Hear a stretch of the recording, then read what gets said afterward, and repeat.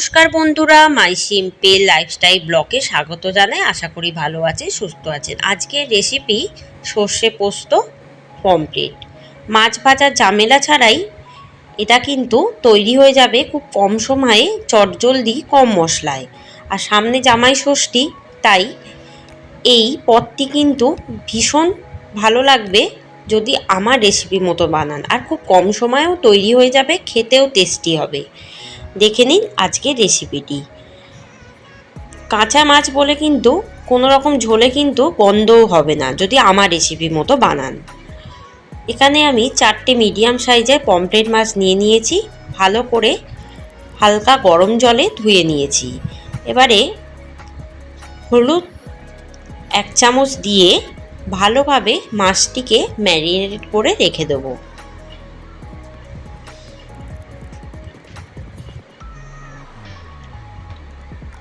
ভালোভাবে হলুদ গুঁড়োটা মাখাতে হবে যাতে মাছের কোনো অংশ সাদা না থাকে। এবার আমি কিছু মশলা করে নেব। দিয়ে দেবো 6-7টা মতো কাঁচা লঙ্কা, নিজেদের ঝাল অনুযায়ী কাঁচা লঙ্কাটা দেবেন। 4-5 কোয়া মতো রসুন, 1/2 চামচ কালো সর্ষে, 1/2 চামচ সাদা সর্ষে, আর 2 টেবিল চামচ দিয়ে দেবো পোস্ত, আর দিয়ে দেবো 1 কাপ মতো দুধ। এবার ভালো করে কিন্তু পেস্ট করে নেব। আপনারা চাইলে শিলেও বাটতে পারেন। মিক্সারে এভাবে মিহি পেস্ট করে নেব। এবার ওই পমফ্রেট মাছের মধ্যে 3 টেবিল চামচ সর্ষের তেল দেব। দিয়ে ওই সর্ষে পোস্তর পেস্টটা কিন্তু পুরোটাই প্রায় দিয়ে দেবো মাছের মধ্যে। এবার ভালোভাবে মাছটিকে মাখিয়ে নেব। আর এটা কিন্তু 1 ঘন্টা ম্যারিনেট করে রেখে দেবো রুম টেম্পারেচারে। এপিঠ ওপিঠ ভালোভাবে পোস্ত সর্ষে মাখিয়ে নেব। এবার 1 ঘন্টা পর কড়াই দিয়ে দেবো 3 টেবিল চামচ সর্ষের তেল। তেল হালকা একটু গরম হলে দিয়ে দেবো 1 পিঞ্চ মতো কালো জিরে আর স্বাদ মতো নুন। আর কিন্তু আমি নুন ব্যবহার করব না। এবার দিয়ে দেবো ওই যে মশলা বেটেছিলাম সেই মশলা ধোয়া জল, মানে 1 কাপ দিয়ে দিলাম। এবার হালকা এই জলটাকে একটু ফুটিয়ে নেব। এবার দিয়ে দেবো মাছগুলো একটা একটা করে।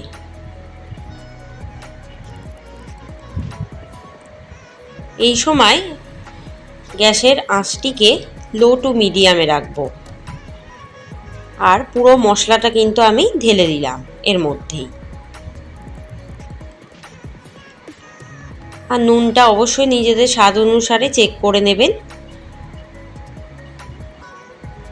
এবার দিয়ে দেবো 3-4টে মতো কাঁচা লঙ্কা চিড়ে। এবার ভালোভাবে মাছটিকে কিন্তু আমি উল্টে পাল্টে দেব।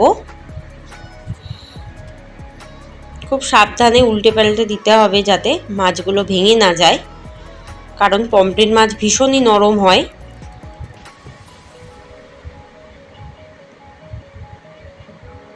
এবার ভালোভাবে ঝোলটাকে কিন্তু একটু ফুটিয়ে নেব।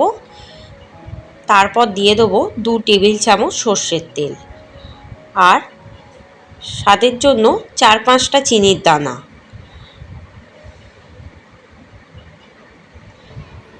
এবার মাছটিকে আবারও উল্টে পাল্টে দেবো আর ভালোভাবে একটু সিদ্ধ করে নেব। পমফ্রেট মাছ সিদ্ধ হতে কিন্তু বেশি টাইম লাগে না। দেখুন ফুটতে ফুটতে কিন্তু ঝোলের কালারটা একদম চেঞ্জ হয়ে গেছে।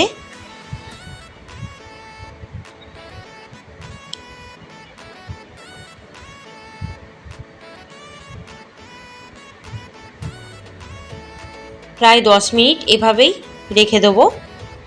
দেখুন মাছগুলো সিদ্ধ হয়ে গেছে বলে ঝোলের কালারটা কিন্তু একদম চেঞ্জ হয়ে গেছে।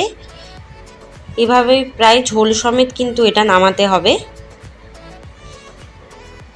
কারণ এই ঝালটা খুব বেশি শুকাবে না। দেখুন পমফ্রেট মাছগুলো প্রায় সেদ্ধ হয়ে গেছে আর কালারগুলোও চেঞ্জ হয়ে গেছে। এবার নামিয়ে সার্ভ করব। ব্যাস রেডি আমার সর্ষে পোস্ত পমফ্রেট। আশা করি এই রেসিপিটি জামাই ষষ্ঠীর দিনে আপনারা নিশ্চয়ই ট্রাই করবেন। আশা করি ভীষণ ভালো লাগবে। যদি রেসিপিটি ভালো লাগে অবশ্যই আমার চ্যানেলে সাবস্ক্রাইব করবেন, বেল আইকনে ক্লিক করে রাখবেন। ভালো থাকবেন, সুস্থ থাকবেন, সাবধানে থাকবেন, আমার চ্যানেলে চোখ রাখবেন। ওপর থেকে 2 চামচ সর্ষের তেল ছড়িয়ে দেবেন, তাহলে কিন্তু ঝাঁঝটা বজায় থাকবে। ধন্যবাদ।